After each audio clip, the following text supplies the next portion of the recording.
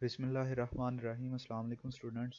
Previous lecture में हमने different factors discuss किए थे जिनके थ्रू हम प्रोसेसिंग स्पीड को जो है वो इंक्रीज़ कर सकते हैं।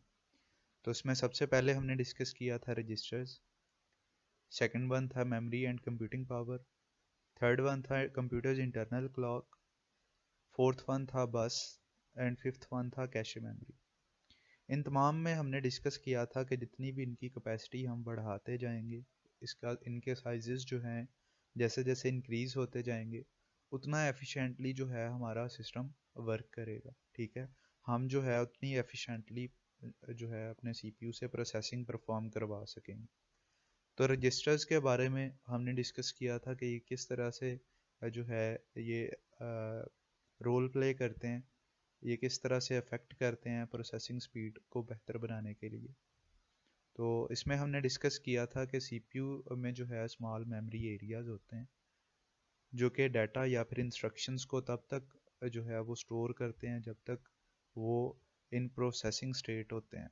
ठीक है, जब तक सीपीयू जो है उन इंस्ट्रक्शंस को या डाटा को प्रोसेस कर रहा होता है तब तक जो है सीपीयू का जो स्मॉल एरियाज होते हैं, मेमोरी एरियाज, उनमें वो डाटा या इंस्ट्रक्शंस जो हैं वो स्टोर होती हैं।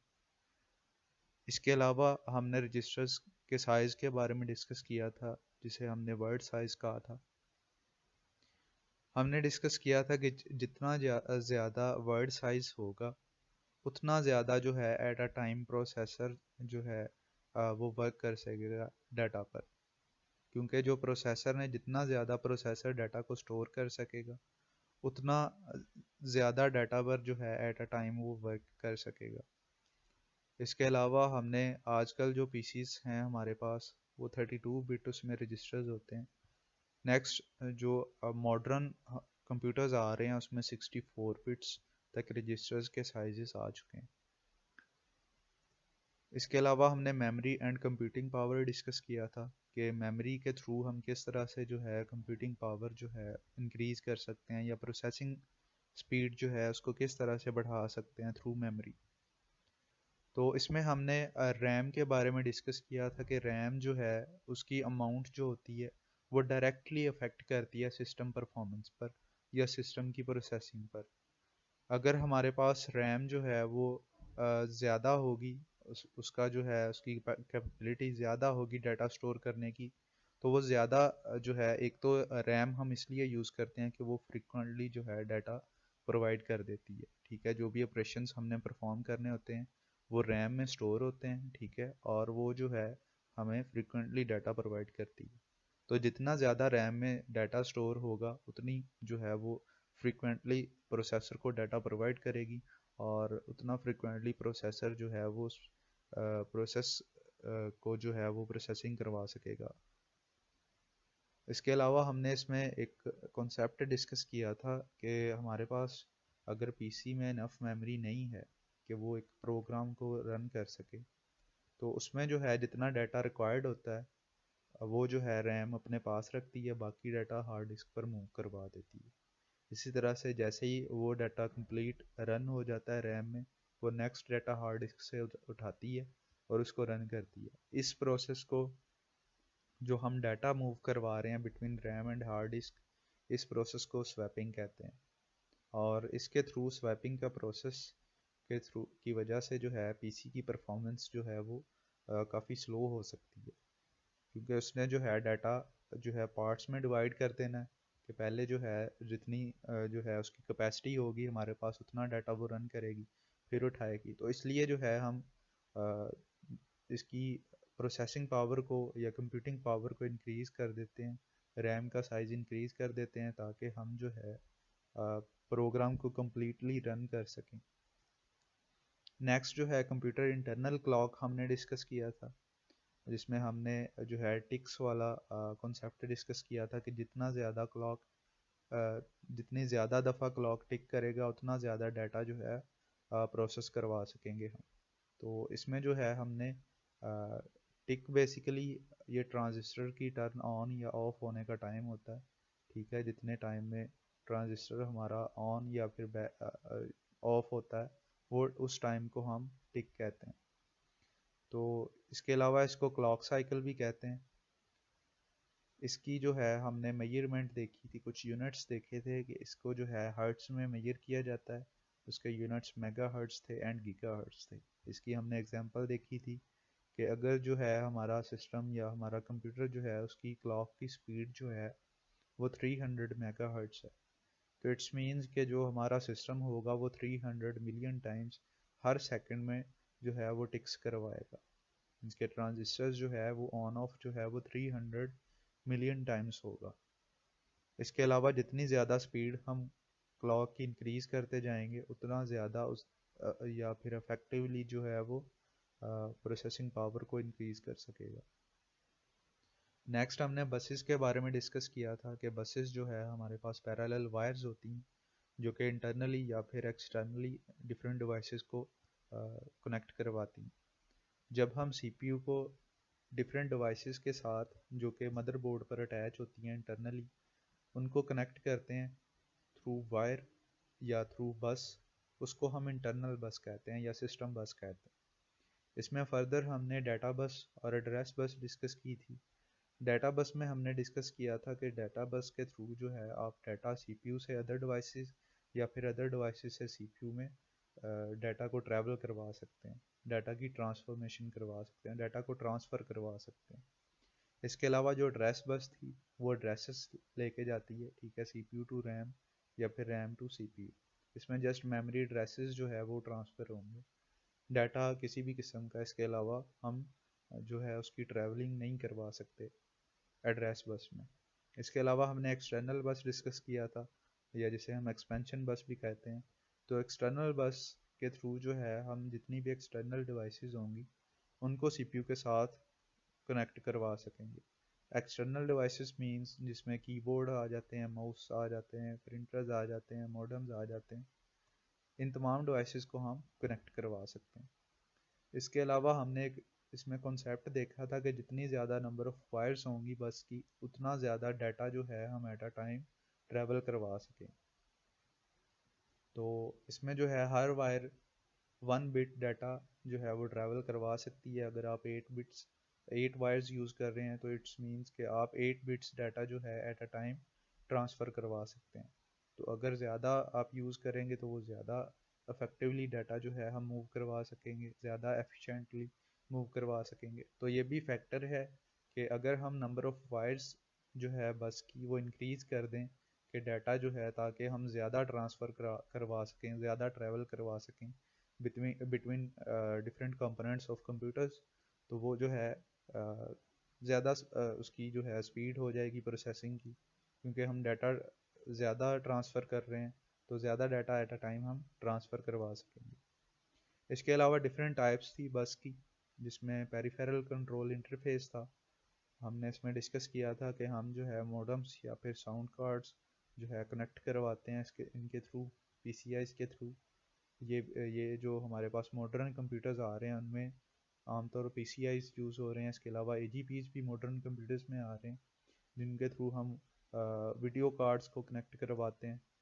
इसके अलावा यूएसबीज़ हैं जिनके थ्रू हम एक्सटर्नल डिवाइसेस जो है वो कनेक्ट करवा सकते हैं। इसमें इनके थ्रू यूएसबीज़ के थ्रू हम जो यूनिवर्सल सीरियल बसेज हैं इनके थ्रू हम अप टू 127 डिवाइसेस जो हैं वो कनेक्ट करवा सकते हैं, जिसमें कैमरास हैं, प्रिंटर्स हैं, स्कैनर्स हैं।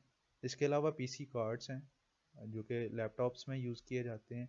इनका साइज़ जो है क्रेडिट कार्ड के साइज़ जितना होता है।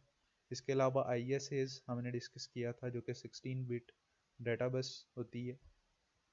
क्योंकि ये 16 बिट है इसलिए जो है स्लोअर डिवाइसेस इनके थ्रू जो है हम कनेक्ट करवा सकेंगे, जैसा कि मोडम्स हो गए या फिर डिफरेंट इनपुट डिवाइसेस जो हैं इनको हम CPUs के साथ कनेक्ट करवा सकते हैं, CPU के साथ।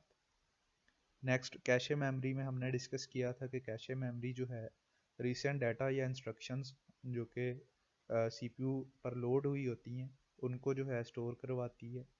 इसमें भी हमने डिफरेंट जो है लेवल्स देखे थे कि कंप्यूटर्स में जो है सेवरल कैशेज हो सकती हैं, उसके जो है डिफरेंट लेवल्स हो सकते हैं। लेवल 1 कैशे जो है वो रिसेंटली यूज्ड डाटा को होल्ड करती है। इसके अलावा लेवल 2 जो है वो अपकमिंग डाटा को होल्ड करती है कैशे। इसके अलावा लेवल 3 कैशे जो है वो पॉसिबल अपकमिंग डाटा को स्टोर करवाती है।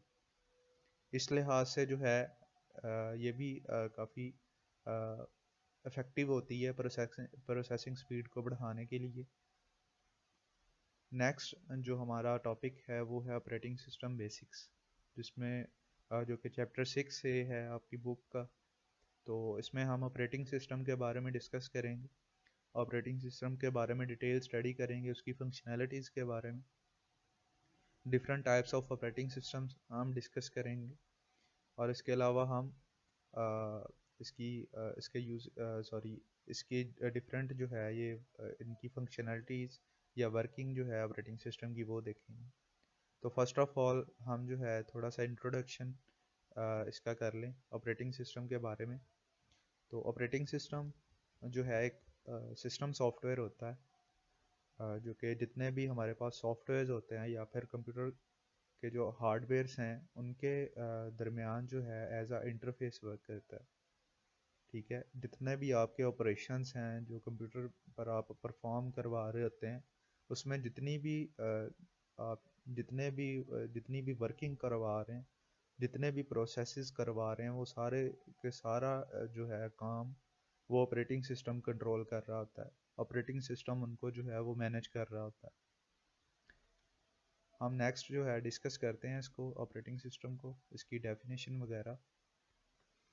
An operating system is a program that acts as an interface between the software and the computer hardware. तो जो ऑपरेटिंग सिस्टम है ऐसा प्रोग्राम होता है या सिस्टम सॉफ्टवेयर होता है जो एज अ इंटरफेस वर्क करता है between software and computer hardware. Software और कंप्यूटर हार्डवेयर या फिर हार्डवेयर कंपोनेंट्स जितने भी होते हैं उनके दरमियान जितना भी इंटरफेस होगा वो ऑपरेटिंग सिस्टम करवाता है। It is an integrated set of specialized program used to manage overall resources and operations of the computer. तो ये जो है ऑपरेटिंग सिस्टम जो है इंटीग्रेटेड सेट से कहा जाता है स्पेशलाइज्ड प्रोग्राम का, जिसके थ्रू जो है हम जितने भी कंप्यूटर के से रिलेटेड रिसोर्सेज हैं या ऑपरेशंस हैं उनको मैनेज या कंट्रोल किया जा सकता है। ठीक है, बेसिकली ऑपरेटिंग सिस्टम के थ्रू हम जितने भी कंप्यूटर में प्रोसेसेस करवाते हैं, जितने भी उसमें फंक्शनैलिटीज़ परफॉर्म करवाते हैं, वो जो है थ्रू ऑपरेटिंग सिस्टम हम परफॉर्म करवा रहे होते हैं। It is a specialized software that controls and monitor the execution of all other programs that reside in the computer including application program and other system softwares. तो जितने भी operating system के through हम जो है डिफरेंट प्रोग्राम्स जो computers में होते हैं जिसमें एप्लीकेशन सॉफ्टवेयर्स हैं या सिस्टम सॉफ्टवेयर्स हैं, उनसे रिलेटेड जितनी भी एग्जीक्यूशन है, ठीक है, जो हमने उन पर वर्किंग करवानी है, डिफरेंट सॉफ्टवेयर्स होते हैं हमारे पास ऑपरेटिंग सिस्टम में। तो उनके थ्रू जो है जितनी भी हमने एग्जीक्यूशन करवानी है उन प्रोग्राम्स की, या फिर उसमें अगर कोई एप्लीकेशन सॉफ्टवेयर पे आप काम कर रहे हैं या फिर किसी सिस्टम सॉफ्टवेयर पे काम कर रहे हैं, तो उनको कंट्रोल करना, मॉनिटर करना या फिर मैनेज करना, ये तमाम वर्किंग जो है ऑपरेटिंग सिस्टम परफॉर्म करवाता है। इसके अलावा नेक्स्ट फंक्शनैलिटीज़ हम डिस्कस करेंगे ऑपरेटिंग सिस्टम की। ऑपरेटिंग सिस्टम जो है डिफरेंट फंक्शनैलिटीज़ परफॉर्म करवाता है, जिसमें मेमोरी मैनेजमेंट है, प्रोसेसर मैनेजमेंट है, डिवाइस मैनेजमेंट है, फाइल मैनेजमेंट है, सिक्योरिटी है, जॉब अकाउंटिंग है, कंट्रोल ओवर सिस्टम परफॉर्मेंस है, interaction with operators, error detecting aids and coordination between other softwares and users. तो first of all memory management, जैसा कि यहाँ पर नेम से ही जाहिर है कि हमने जो ऑपरेटिंग सिस्टम जो है वो मेमोरी मैनेजमेंट का काम करवाते हैं। वो किस तरह से करवाते हैं कि operating system keep tracks of the primary memory such that what part use of it is in by whom, what part is not in use, and allocates the memory when a process or program requires it. तो ये जो है memory को इस तरह से manage करते हैं कि कौन सा पार्ट है जो है मेमोरी का वो इन यूज़ है, और अगर यूज़ में है तो वो किस जो है वो डिवाइस जो है कौन सा जो है प्रोग्राम या मेमोरी जो है उस जो है स्पेसिफिक पार्ट को मेमोरी को यूज़ कर रही है। और इसके अलावा अगर कोई पार्ट यूज़ नहीं हो रहा तो उसको जो है एलोकेट या डी एलोकेशन का काम करवाना वो ऑपरेटिंग सिस्टम का काम है। कि अगर कोई प्रोग्राम है उसको मेमोरी एलोकेट करनी है या प्रोसेस है उसको मेमोरी एलोकेट करनी है या डी एलोकेट करवानी है, तो इस बारे में जो भी मेमोरी मैनेजमेंट का काम होगा वो ऑपरेटिंग सिस्टम परफॉर्म करवाएगा। इसके अलावा प्रोसेसर की मैनेजमेंट है कि कोई भी प्रोग्राम हमने जो है उसको प्रोसेस करवाना है या अगर वो प्रोसेस हो चुका है तो उसको एलोकेट करना या डी एलोकेट करना वो भी ऑपरेटिंग सिस्टम परफॉर्म करता है। एलोकेट्स द प्रोसेसर या सीपीयू कहते हैं जिसे to a process and deallocates the processor when it is no longer required. तो जैसे ही अगर कोई प्रोग्राम हमने प्रोसेस करवाना है उसको सीपीयू एलोकेट करना, और जैसे ही वो प्रोसेस कंप्लीट हो जाए उस प्रोग्राम की कमांड्स जो है वो हम रन कर लें या फिर उसका जो है एग्जीक्यूशन हम टर्मिनेट करवा दें, उसको फिनिश कर दें, तो अब जो है फर्दर हमें प्रोसेसर की ज़रूरत नहीं ना हो, तो उसको जो है डी एलोकेट करवाना वहाँ से उस प्रोग्राम को या प्रोसेस को। तो ये तमाम काम एलोकेशन और डी एलोकेशन का सीपीयू की ऑपरेटिंग सिस्टम परफॉर्म करता है। इसके अलावा डिवाइस मैनेजमेंट है। इसके थ्रू जो है हम इनपुट आउटपुट डिवाइसेस को कंट्रोल कर सकते हैं। ठीक है, कि कौन सी डिवाइस जो है वो किस डिवाइस को कौन सा प्रोसेस जो है वो किस डिवाइस को यूज़ करेगा इनपुट या आउटपुट को, और उसका जो है वो कितने टाइम तक वो यूज़ कर सकेगा। तो इस लिहाज से इनपुट आउटपुट डिवाइसेस को कंट्रोल करना, ठीक है, उनकी डिवाइसेस को मैनेज करना, ये तमाम काम जो है वो ऑपरेटिंग सिस्टम परफॉर्म करवाता है। तो डिवाइस मैनेजमेंट में आ जाता है operating system keep tracks of all the devices, this is also called IO controller. IO controller means के input output controller, input output जो ऑपरेशंस हैं उनको कंट्रोल करना। that decides that decides which process gets the device when and for how much time, जो कि decide करता है कि कौन से प्रोसेस ने कौन सी डिवाइस जो है वो गेट करनी है और कितना टाइम जो है वो उस पर कंट्रोल जो है वो एलोकेट करना है उसे। नेक्स्ट फाइल मैनेजमेंट आ जाता है जिसमें हम जो है जितने भी रिसोर्सेज हैं उनको एलोकेट या डी एलोकेशन की करवानी, वो भी ऑपरेटिंग सिस्टम परफॉर्म करता है। Operating system allocates and deallocates the resources and decides who gets the resources. तो ये तमाम काम के जो भी रिक्वेस्ट आई हैं उनको डिसाइड करना कि किसको जो है ऑपरेटिंग सिस्टम ने जो है वो रिसोर्सेज एलोकेट करने हैं या किस प्रोसेस को में जो है वो उन रिसोर्सेज को डी एलोकेट करना है। तो ये तमाम काम भी ऑपरेटिंग सिस्टम परफॉर्म करवाता है। इसके अलावा सिक्योरिटी है, आप जो है अनऑथराइज एक्सेस जो है उससे प्रिवेंट कर सकते हैं थ्रू सिक्योरिटी पासवर्ड्स। आप अपने प्रोग्राम्स को या डाटा को जो है आप सिक्योर कर सकते हैं थ्रू पासवर्ड्स। तो ये भी आप ऑपरेटिंग सिस्टम के थ्रू जो है वहाँ पर ऑपरेटिंग सिस्टम जो है सिक्योरिटी प्रोवाइड करता है, सिक्योर मेथड्स जो है आपको प्रोवाइड करता है ताकि आप अपने डाटा को सेफ रख सकें। Operating system prevents unauthorized access to programs and data by means of passwords and other similar techniques. तो पासवर्ड्स के थ्रू या फिर इसी तरह से डिफरेंट टेक्निक्स हैं उनके थ्रू आप ऑपरेटिंग सिस्टम की टेक्निक्स को यूज़ करते हुए अपने डाटा को अनऑथराइज एक्सेस से जो है वो प्रिवेंट कर सकते हैं। ठीक है, नेक्स्ट आ जाता है जॉब अकाउंटिंग।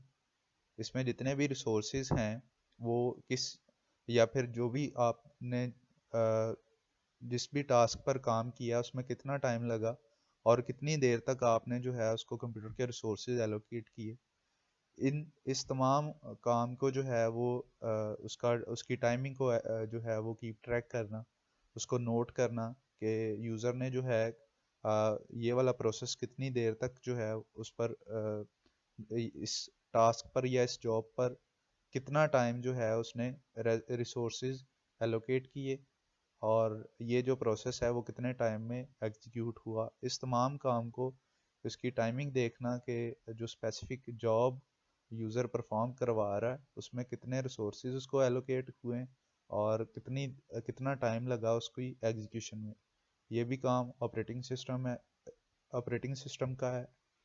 इसके अलावा कंट्रोल ओवर सिस्टम परफॉर्मेंस आ जाता है, रिकॉर्ड जो है उसमें डिलेज आ जाते हैं between the request for a service and from the system. तो किसी भी रिकॉर्ड में अगर कोई डिले आता है तो उसका भी कंट्रोल जो है वो ऑपरेटिंग सिस्टम का काम है। इसके अलावा इंटरेक्शन विद ऑपरेटर्स आ जाते हैं, जिसके थ्रू जो है ऑपरेटर्स या यूजर्स जो हैं वो इंटरेक्शन कर सकते हैं कंप्यूटर के साथ। Interaction may take place with respect to a console of the computer in the form of instructions। तो आप जो भी इंस्ट्रक्शंस देते हैं वो कंसोल के थ्रू जो है वो कंप्यूटर को देते हैं, और फिर जो है वो उन इंस्ट्रक्शंस पर काम करता है। और ऑपरेटिंग सिस्टम क्या करता है, उनके अगेंस्ट जो भी इंस्ट्रक्शंस दी होती हैं उनके अगेंस्ट एक्शंस परफॉर्म करता है, और जो भी रिजल्ट्स आते हैं उनको जो है स्क्रीन पर डिस्प्ले करवाता है। The operating system acknowledge the same, does the corresponding action and inform the operation by a display screen। इसके अलावा एरर डिटेक्टिंग एड्स हैं कि कोई भी अगर एरर आता है उनको ट्रेस करना, उन एरर मैसेजेस को रिमूव करना, उनको डीबग करना, या फिर अगर कोई एरर आ रहा है तो उनको डिटेक्ट करना, ये भी काम जो है वो ऑपरेटिंग सिस्टम का है। इसके अलावा coordination between software and users के डिफरेंट जो है वो उनकी सॉफ्टवेयर्स में जो है कंपाइलर्स होते हैं, उनकी असाइनमेंट, या फिर इंटरप्रेटर्स की असाइनमेंट, या फिर असेंबलर्स की असाइनमेंट, और डिफरेंट सॉफ्टवेयर्स जो है उनकी असाइनमेंट करवाना। जो यूज़र्स जो है वो जैसे ही उनको कोई कोड या प्रोग्राम जो है वो रन करता है वो सबसे पहले कंपाइल होते हैं। कंपाइल्स मींस कि वो सिस्टम जो है वो चेक करता है कि इसमें कोई एरर तो नहीं है। फिर जो है जो भी प्रोग्रामिंग लैंग्वेजेस में इंस्ट्रक्शंस दी होती हैं उनको जो है इंटरप्रेट किया जाता है, फिर जो है उनको असेंबल किया जाता है, फिर जाके वो उनकी एग्जीक्यूशन होती है। तो इन तमाम प्रोसेसेस की असाइनमेंट करवाना, जो भी इंस्ट्रक्शंस यूज़र ने दी होती हैं उनको कंपाइल करवाना, इंटरप्रेट करवाना, या फिर उनको असेंबलर करवाना, ये तमाम काम जो है ऑपरेटिंग सिस्टम परफॉर्म करवाता है। तो ये थी डिफरेंट फंक्शनैलिटीज़ जिनके थ्रू जो है ऑपरेटिंग सिस्टम जो है वो परफॉर्म करता है। डिफरेंट रिसोर्सेज को मैनेज करना, ठीक है, या इंटरफेस का काम करना बिटवीन सॉफ्टवेयर एंड हार्डवेयर। तो ये तमाम काम जो है ऑपरेटिंग सिस्टम परफॉर्म करता है। इसके अलावा नेक्स्ट जो है वो ऑपरेटिंग सिस्टम से रिलेटेड या फिर कोई भी सॉफ्टवेयर है उसमें सेट ऑफ प्रोग्राम्स होते हैं या सेट ऑफ इंस्ट्रक्शंस होती हैं, मिलियन या थाउजेंड ऑफ इंस्ट्रक्शंस होती हैं। तो उसमें जो है उसको हम प्रोग्राम भी कहते हैं। हम प्रोग्राम की पहले डेफिनेशन डिस्कस करते हैं। Program is a piece of code which may be a single line और मिलियंस ऑफ लाइंस। तो बेसिकली जो प्रोग्राम होता है वो एक पीस ऑफ कोड होता है, एक उसमें एक सिंगल लाइन भी आ सकती है या फिर मिलियंस ऑफ लाइंस भी हो सकती हैं। तो ये जो सिस्टम सॉफ्टवेयर या फिर एप्लीकेशन सॉफ्टवेयर होते हैं ये बेसिकली पीस ऑफ कोड्स होते हैं, ठीक है। उसमें मिलियंस ऑफ लाइंस या जो है थाउजेंड्स ऑफ लाइंस होती हैं, ठीक है, जिनको हम प्रोग्राम कहते हैं। तो ये जो है different in peace of codes के थ्रू हम डिफरेंट टास्क या डिफरेंट जॉब्स जो हैं वो परफॉर्म करवा सकते हैं। A computer program is usually written by a computer programmer in a programming language। तो आम तौर पर ये जो इंस्ट्रक्शंस होती हैं या फिर लाइन ऑफ कोड्स होती हैं ये कंप्यूटर प्रोग्रामर लिखते हैं, ठीक है। वो जो है उसको राइट डाउन करने के लिए डिफरेंट प्रोग्रामिंग लैंग्वेजेस हैं, जैसे सी हो गया, सी प्लस प्लस हो गया, जावा हो गया, HTML है, CSS है। ये डिफरेंट लैंग्वेजेस के नेम हैं जो कंप्यूटर की प्रोग्रामिंग लैंग्वेजेस हैं। इन लैंग्वेजेस के थ्रू जो है हम जो है कंप्यूटर को इंस्ट्रक्शंस देते हैं, ठीक है। वो सेट ऑफ इंस्ट्रक्शंस हम बना लेते हैं जिसके अकॉर्डिंगली जो भी हमने स्पेसिफिक कोई प्रोग्राम बनाना हो स्पेसिफिक टास्क परफॉर्म करवाने के लिए, तो उससे रिलेटेड जो है हम लाइन ऑफ कोड्स लिखते हैं और उनको जो है रन करवाते हैं, फिर जो है वो हम टास्क कंप्यूटर पर परफॉर्म करवा सकते हैं। इसके अलावा प्रोसेस है। प्रोसेसेस क्या होते हैं? A process is basically a program in execution, कि जब कोई प्रोग्राम जिसमें set of millions of lines होती हैं या मिलियंस ऑफ कोड्स होते हैं, जब वो उसकी एग्जीक्यूशन स्टेट में जब वो जाता है उसे हम कहते हैं कि ये प्रोग्राम प्रोसेस हो रहा है। The execution of a process must progress in a sequential fashion. तो प्रोसेस की जो एग्जीक्यूशन है या प्रोग्राम की जो एग्जीक्यूशन है वो जो है इन सिक्वेंशियल फैशन में करनी चाहिए।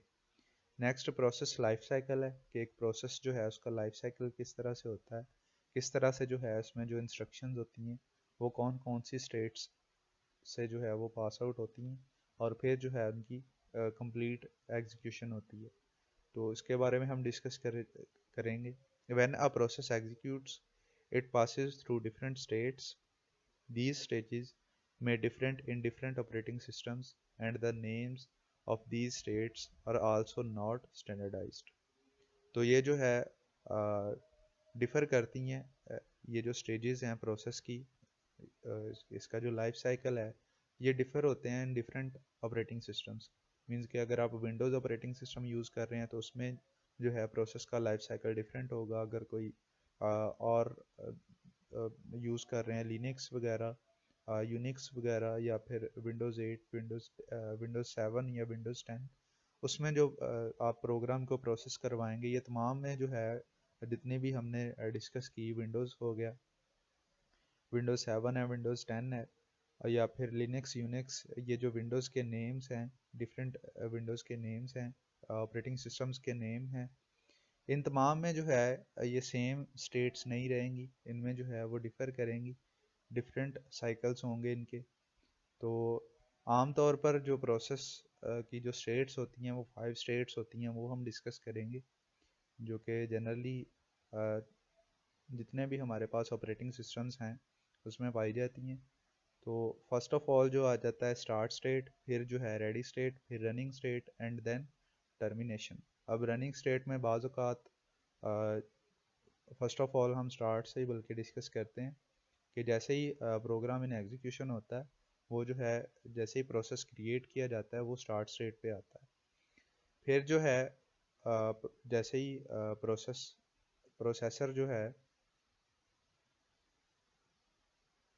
जो प्रोसेसर होता है वो ऑलरेडी इन वर्किंग होता है, ठीक है, कोई ना कोई वो जो है वो टास्क परफॉर्म कर रहा होता है हर टाइम। तो जैसे ही कोई प्रोसेस स्टार्ट होता है, इनिशियली क्रिएट किया जाता है, तो वो रेडी स्टेट में चला जाता है, ठीक है, ताकि जैसे ही प्रोसेसर उसको अवेलेबल हो वो जो है रेडी स्टेट से नेक्स्ट रनिंग स्टेट पे चला जाए। तो यहाँ पर जो रेडी स्टेट है यहाँ पर प्रोसेस वेट कर रहा होता है कि उसको जो है सीपीयू असाइन किया जाए, उसको जो है प्रोसेसर असाइन किया जाए ताकि जो इंस्ट्रक्शंस हैं उनको वो रन करवा सके। तो जैसे ही सीपीयू जो है वो अवेलेबल होता है वो जो है रनिंग स्टेट पे चला जाता है। रनिंग स्टेट से जो है जैसे ही एग्जीक्यूशन उसकी कंप्लीट होती है वो रन करवाता है तो वो टर्मिनेट स्टेट पे आ जाएगा और यहाँ पर जो है प्रोसेस हमारा कंप्लीट हो जाएगा। लेकिन बाज़ दफ़ा इस तरह से होता है कि जैसे ही प्रोग्राम रनिंग स्टेट में आता है उसको जो है कुछ रिसोर्सेज की ज़रूरत होती है और सिस्टम को जो है प्रोसेसिंग के लिए वेट करना पड़ता है। अब वो रिसोर्सेज क्या हो सकते हैं, कोई फाइल जो है वो नहीं मिल रही, उसके लिए वेट करना पड़ रहा है प्रोसेसर को, या फिर यूज़र की इनपुट का वेट कर रहा है प्रोसेसर, तो वो जो है उस प्रोसेस को वेट स्टेट पे भेज देता है और फिर जो है वो नेक्स्ट इंस्ट्रक्शन उठाता है रेडी स्टेट से, उनको एग्जीक्यूट करवा देता है। और जैसे ही ये रिसोर्सेज को अवेलेबल होते हैं वेट स्टेट पर जो हमने प्रोसेस को भेजा होता है, जैसे ही उस पर यूज़र इनपुट करवा देता है वो गेन यहाँ से रेडी स्टेट से होके फिर जो है रनिंग स्टेट पे आता है, उसकी एग्जीक्यूशन करवाता है और उन इंस्ट्रक्शंस को जो है वो टर्मिनेट करवा देता है, प्रोग्राम को टर्मिनेट करवा देता है। तो इसके बारे में हम डिटेल स्टडी करते हैं कि स्टार्ट स्टेट जो है ये इनिशियल स्टेट होती है। This is the initial state when a process is first created और स्टार्टेड। नेक्स्ट स्टेट जो आती है वो रेडी स्टेट आती है। The process is waiting to be assign to a processor, कि प्रोसेस जो है वो इन वेटिंग स्टेट में होता है कि उसको प्रोसेसर असाइन किया जाए। Ready processes are waiting to have the processor allocated to them by the operating system so that they can run. तो जो रेडी प्रोसेसेस होते हैं वो इन वेटिंग स्टेट में होते हैं कि जैसे ही उसको प्रोसेसर एलोकेट किया जाए बाय ऑपरेटिंग सिस्टम जैसे उसको प्रोसेसर एलोकेट करता है तो फिर जो है वो उसकी रनिंग स्टेट करवाते हैं। उसकी एग्जीक्यूशन करवाते हैं। फिर जो है रनिंग स्टेट आ जाता है, मीन्स कि अब जैसे ही प्रोग्राम ऑपरेटिंग सिस्टम उसको प्रोसेसर एलोकेट करेगा, नेक्स्ट रनिंग स्टेट पर वो आ जाएगा। रनिंग स्टेट क्या होती है? Once the process has been assigned to a processor by the operating system scheduler, the process state is set to running and processor executes its instructions। तो OS का जो scheduler होता है, जैसे ही प्रोसेसर उसको असाइन किया जाता है प्रोसेस को, तो वो जो है अपनी एग्जीक्यूशन करवाता है। ऑपरेटिंग सिस्टम जो है उसकी एलोकेशन के बाद उन प्रोग्राम्स की या उन इंस्ट्रक्शंस की एग्जीक्यूशन करवाएगा, उनकी रनिंग करवाएगा। फिर जो है नेक्स्ट, अगर तो वो कम्प्लीटली एग्जीक्यूट हो गई हैं, वो नेक्स्ट ये वाली टर्मिनेट या फिर एग्जिट स्टेट पर आ जाएगा।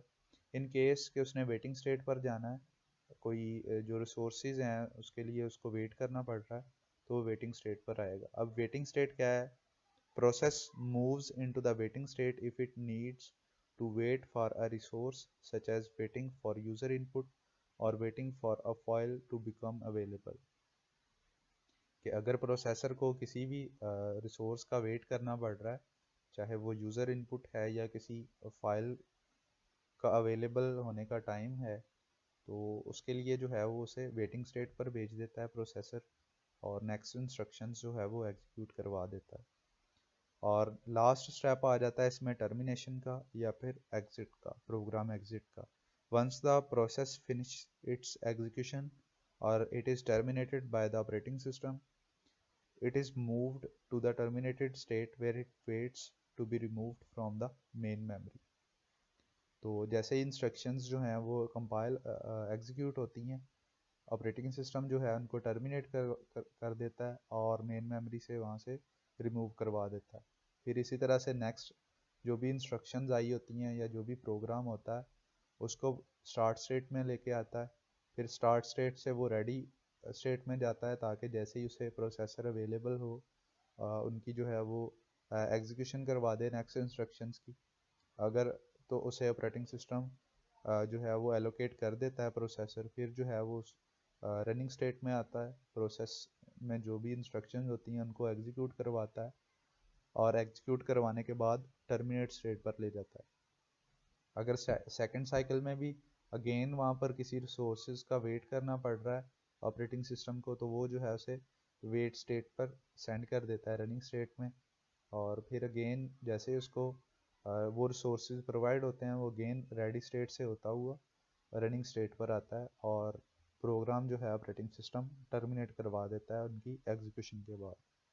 तो ये थी कुछ स्टेट्स हमारे पास प्रोसेस की, कि प्रोसेस का लाइफ साइकिल क्या है, वो किस तरह से जो है उसमें जो कमांड्स की एग्जीक्यूशन होती है वो किन किन प्रोसेसेस से गुजरती हुई होती है। और इसके अलावा हमने ऑपरेटिंग सिस्टम डिस्कस किया इस लेक्चर में, उसकी डेफिनेशन और इसके अलावा उसकी डिफरेंट फंक्शनैलिटीज़ हमने देखी। तो यहाँ तक था हमारा आज का लेक्चर।